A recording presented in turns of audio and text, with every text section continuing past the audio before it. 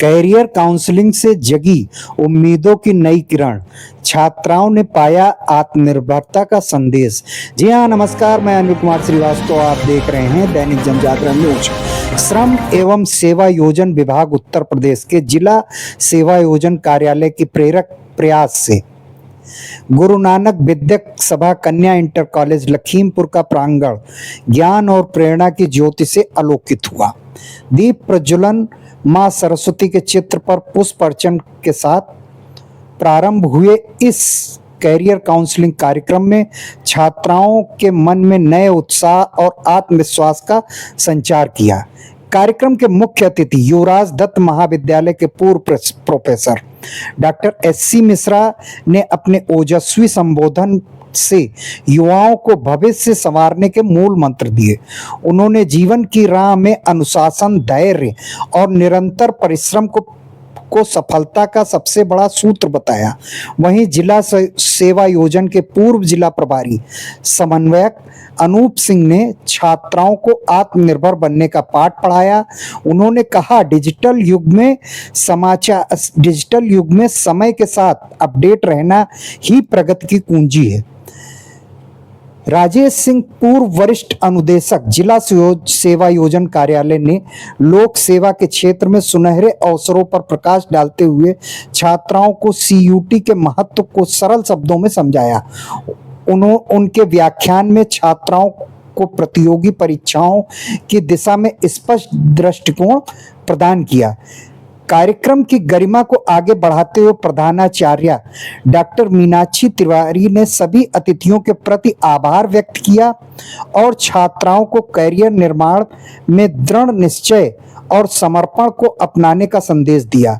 इस अवसर पर अध्यापक राहुल मिश्रा, शिवशंकर अवस्थी, पत्रकार स्पर्श सिन्हा, वरिष्ठ सहायक राजकुमार वर्मा सहित कई दर्जन छात्राएं एवं शिक्षक उपस्थित रहे, जिन्होंने इस प्रेरणादायी आयोजन को और भी सार्थक बना दिया। कुल मिलाकर यह कैरियर काउंसलिंग कार्यक्रम न केवल छात्राओं के जीवन पथ को दिशा देने वाला रहा, बल्कि उनके हृदय में उज्जवल भविष्य की अलग भी जगह कर गया। यूं ही हमें देखते रहने के लिए लाइक सब्सक्राइब जरूर करें, क्योंकि आपका सब्सक्रिप्शन हमारे मनोबल को बढ़ाएगा और हमें यूं ही आगे बढ़ने के लिए प्रेरित करेगा। धन्यवाद, नमस्कार। आइए तब तक पूरा कार्यक्रम देखें, किसने क्या कहा, मुख्य अतिथि ने क्या कहा, प्रधानाचार्य ने क्या कहा और मुख्य वक्ताओं ने किस तरह छात्राओं को प्रेरित किया। तो आइए देखें पूरा कार्यक्रम। अब जैसे आपने यहीं से बीए कर लिया, एमए कर लिया और मन है कि हम प्रोफेसर बने, तो उसके लिए भी एक परीक्षा है नेट, NET नेट। वो परीक्षा पास करने के बाद ही आप प्रोफेसर हो सकते हैं। तो वो भी एक परीक्षा है, हमें आगे बढ़ना है। तो हमारी रुचि कहाँ है? दो बातें। एक, हम पीछे लिखा आप देख रहे हैं कैरियर। कैरियर माने जॉब नहीं। जॉब तो आपने कोई भी कर लिया, प्राइमरी स्कूल में शिक्षक हो गए, बैंक में काम लग गया तो ये जॉब हो गया। कैरियर नहीं हुआ। कैरियर कब होगा? जब उस जॉब में आपके संतुष्टि भी आ जाए, सेटिस्फैक्शन भी आ जाए। जैसे आप काम कर रहे हैं और दुखी हैं, क्या बताएं, बैंक में नौकरी लग गई है, 5 बजे तक 8 बजे तक बैठो, क्या मतलब है? तो इसके मतलब you are not getting satisfaction, तो इसके माने वो जॉब तो है, कैरियर नहीं है। तो हमें ऐसा चीज चुननी है जो मेरा कैरियर बने। जैसे मैंने चुना था कि मुझे प्रोफेसर बनना है, क्योंकि मेरे जो प्रोफेसर थे जिन्होंने मुझे पढ़ाया, उन्होंने अटल बिहारी वाजपेयी को भी पढ़ाया 47-48 में, हमारे देश के पूर्व प्रधानमंत्री, और 70-71 में मुझे पढ़ाया। तो मैं तो उनसे देखा कि मैंने कहा बस ऐसा ही बनना है, और ईश्वर की कृपा और मेरी मेहनत प्रोफेसर भी हो गए। कुछ कठिन बेटा नहीं है। जरूरत क्या है? आपने नाम सुना होगा IQ जानते हैं सब लोग। फिर इसके बाद एक और शब्द है EQ, इमोशनल क्वोशेंट, कि भावनात्मक रूप से आप कितने मजबूत हैं। प्रायः बच्चों को घरों में या समाज के द्वारा भावनात्मक रूप से मजबूत नहीं किया जाता। हर कोई नकारता है, अरे बहुत है, बदमाश है, दिन भर खेला करता है, कहाँ बताएं। ऐसे माँ बात करती है, समाज भी ऐसे ही बात करता है, मतलब पी खराब हो रहा है। मैं जहां रहता हूं, दूर एक घर में एक आवाज आती है, एक माँ बच्चे को जगा रही है, नालायक उठ, नालायक उठ। अब रोज नालायक सुनता है बच्चा वो, तो अब वो इंटर में आया तो महानालायक हो गया है। क्यों? उसका पी रोज खराब किया जाता है, पी क्यू। और अगला जो मैं कहना चाहता हूं ये जो जरूरत है, पी क्यू, पैशन कोशेंट, मेरी लगन कहां है वो पहचानना है। जैसे आपको किसी चीज में लगन है कि मुझे डॉक्टर बनना है, तो आप डॉक्टर बन जाएंगे, लेकिन पहले अपना पी तो पहचानिए। पी धीरे धीरे बनेगा, जैसे कुछ दोस्त बताएंगे, घर बताएगा, समाज बताएगा, टीचर्स बताएंगे, तो आपके मन में आएगा ये जॉब हम ले सकते हैं। दूसरा, एक विडंबना और हमारे देश में है कि हम एक जगह सेलेक्ट नहीं होते हैं, निराश हो जाते हैं, क्योंकि भीड़ बहुत है। नकारात्मक भर्ती है, सकारात्मक में बुलाया जाता है आओ, और नकारात्मक में भगाया जाता है नहीं, योग्य नहीं हो जाओ। तो बच्चा क्या करे? तो ऐसे समय में ध्यान दीजिए मैं जो बता रहा हूं, अगर बच्चे नीट की परीक्षा देते हैं और एमबीबीएस में नहीं आ पा रहे हैं, फिर एक बार बैठे, ऐसे बच्चे मुझे मिलते हैं कि सर 3 साल से बैठ रहे हैं, सेलेक्ट ही नहीं हो रहे हैं। मतलब उन्होंने अपना पी ठीक से पहचाना नहीं है। अगर 700 का पेपर है और आपके 250 नंबर आ रहे हैं, तो एमबीबीएस में कैसे आओगे? अगर 550 600 आ रहे हैं तो अगली बार 700 के आसपास आ जाएंगे, हम सेलेक्ट हो जाएंगे। तो अपना पी तो पहचानिए। जैसे मुझे था कि मुझे प्रोफेसर बनना है तो बनना है। मैंने कॉलेज का रिकॉर्ड 9 साल का तोड़ा, पूरे विश्वविद्यालय में फर्स्ट क्लास फर्स्ट, प्रथम में भी प्रथम मैंने प्राप्त किया और गोल्ड मेडल भी अवार्ड हुआ। तो क्यों, अगर हम पी पहचानते हैं प्रोफेसर बनना है, तो क्यों नहीं टॉप कर लेंगे? Where as I was a science student, मैंने साइंस के बाद आर्ट्स में लिया शिफ्ट है। किसी चीज के लिए अपने पी को पहचानिए, बस यही मेरी लगन है, इसे मैं प्राप्त कर लूंगा, तो आप कर लेंगे। अब मैंने कहा जैसे नीट में आप नहीं आ पा रहे हैं, तो आज हर कोर्स का एक माइक्रो कोर्स आ गया है। माइक्रो मतलब आप डॉक्टर नहीं बन पा रहे हैं, हॉस्पिटल मैनेजमेंट कर सकते हैं, फार्मेसी का कोर्स कर सकते हैं, फॉरेंसिक साइंस कर सकते हैं। There are various courses.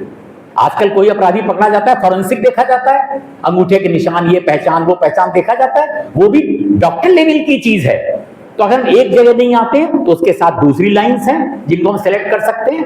अब इस सेलेक्ट होने के लिए जरूरत क्या है?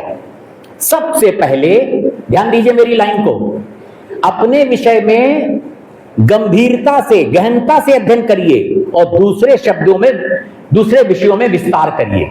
जैसे आप साइंस पढ़ते हैं, साइंस तो आपको आना ही चाहिए, लेकिन कभी थोड़ा और चीजें भी जान ली कि हमारे देश की राजनीति कैसी है, हमारी अर्थव्यवस्था कैसी है, हमारे देश का भूगोल क्या है, हमें मालूम नहीं है। तो कैसे कोई परीक्षा पास होगी? हर परीक्षा में लगभग, कुछ परीक्षाओं को छोड़कर, 3 चीजें पूछी ही जाती हैं। एक, आपका सबसे पहले थोड़ी सी इंग्लिश, फिर पूछा जाता है आपकी जनरल नॉलेज कैसी है। जनरल नॉलेज में थोड़ी पॉलिटी, थोड़ा अर्थव्यवस्था, थोड़ा भूगोल, थोड़ा करंट अफेयर, सब आ जाता है। तो उसके लिए हमें तैयारी करनी पड़ेगी ना, एक दिन में तो हो नहीं जाएगा। जैसे अभी प्रधानमंत्री जी ने कहा था जब अमृतकाल शुरू हुआ कि 5 आधार स्तंभ हैं, 5 पर हमें जोर देना है, तो पहला उन्होंने कहा राष्ट्रीय आंदोलन।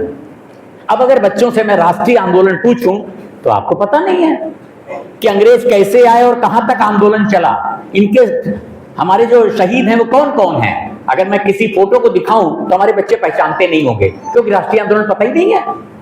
तो अगर हम घर में थोड़ा सा राष्ट्रीय आंदोलन पढ़ लें, थोड़ी सी पॉलिटी जान लें, थोड़ा सा अर्थव्यवस्था जान लें, तो आपका काम थोड़ा थोड़ा बन गया। अभी उसको गहराई से नहीं पढ़ना है, लेकिन कुछ मालूम होना चाहिए। अपना विषय गहनता से, दूसरे विषयों में विस्तार। कि बहुत से लोग तैयारी करने जाते हैं इलाहाबाद और दिल्ली, लेकिन उसमें परसेंटेज बहुत कम रहता है जो बहुत आगे निकल पाते हैं, जो सक्सेस होते हैं।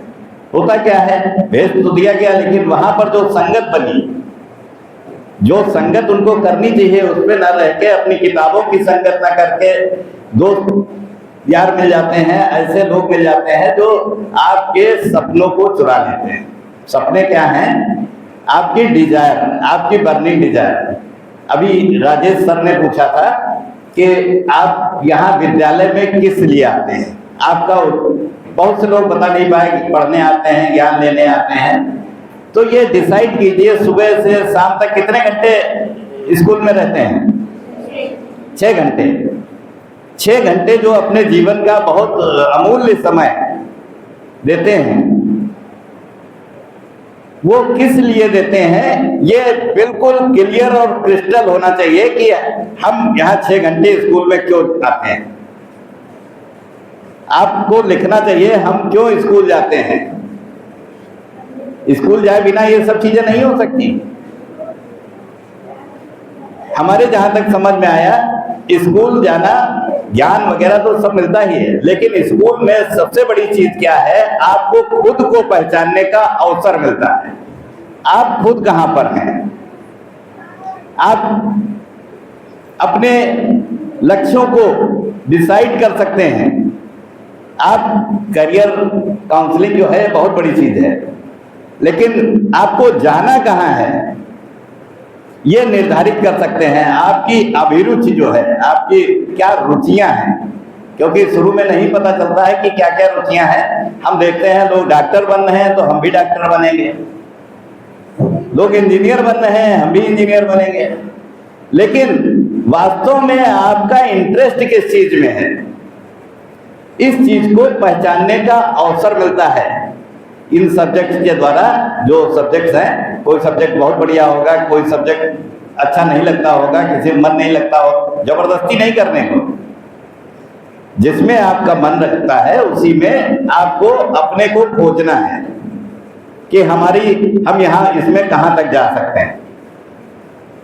तो अपने इस 6 घंटे का प्रयोग उसमें करना है, और एक आइडियल कैसा बनना है ये दिमाग में रखना है। तो सबसे पहला काम क्या है, आप यहां से आज जाइएगा और आप लिखिएगा 6 घंटे हम वहां जाते हैं, हमको क्या करना है, जिंदगी का लक्ष्य क्या है। क्योंकि इंटर तक आते आते सारे रास्ते वो हो जाते हैं, भटकाव खत्म हो जाना चाहिए। उसके बाद अगर भटक रहे हैं तो आप गलत दिशा में जा रहे हैं, क्योंकि 25 साल की उम्र में आपको अपने पैरों पर खड़े होकर आत्मनिर्भर बनना है।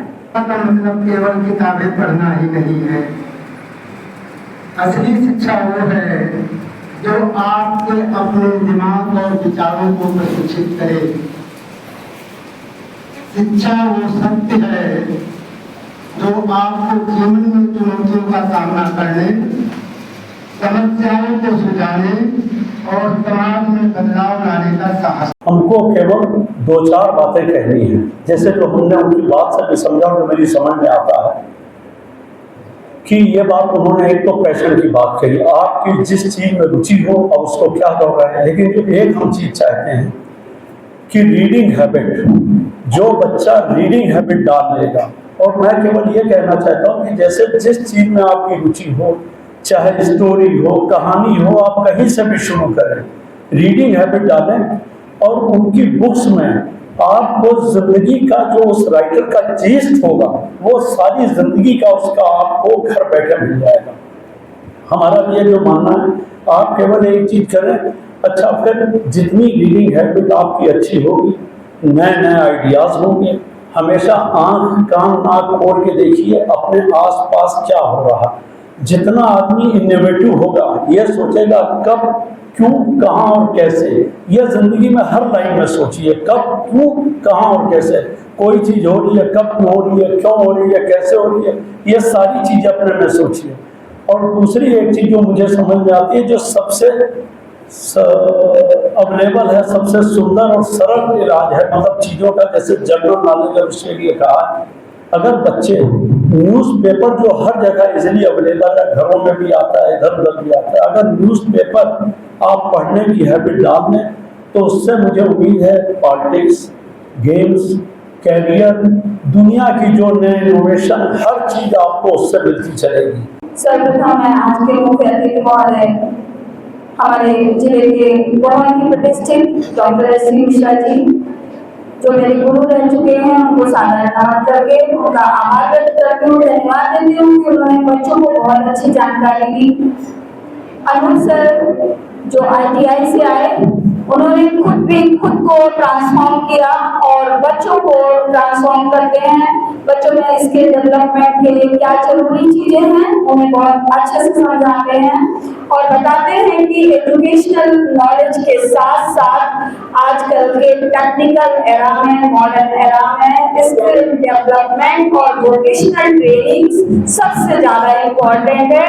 You can not survive in this modern era without the vocational and skill development training. So you all have to be perfect in the vocational training and search here and there, जहां as you wish, आपको जहां पसंद हो वहां अपने पास के जहां भी स्किल डेवलपमेंट जिनमें आपको परफेक्शन हो। सर ने बताया था IQ, EQ और PQ।